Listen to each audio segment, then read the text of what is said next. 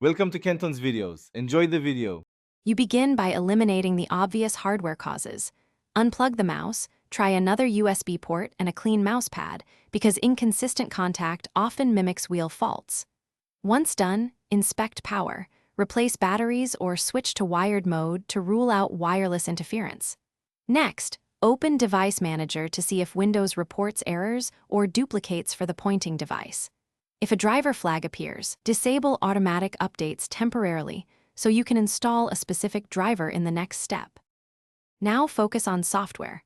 Uninstall the current mouse driver, reboot, and then install the manufacturer's latest driver because generic drivers can miss wheel features.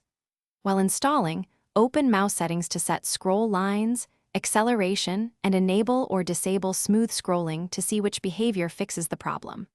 Once configured, test the wheel in safe mode and in a different user account to detect third-party app conflicts. If the wheel works there, a startup program or extension is likely interfering and should be disabled selectively. Finish with mechanical troubleshooting. Open the shell only if comfortable, then use compressed air and isopropyl alcohol to clean the wheel encoder and contacts because dust and gunk often block pulses. Once clean, reseat or gently realign the encoder. If the detent mechanism or encoder is worn, replace that part or the mouse.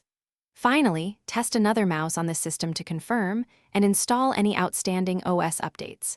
If problems persist, the key tip is to swap hardware first to isolate whether it's the mouse or the machine.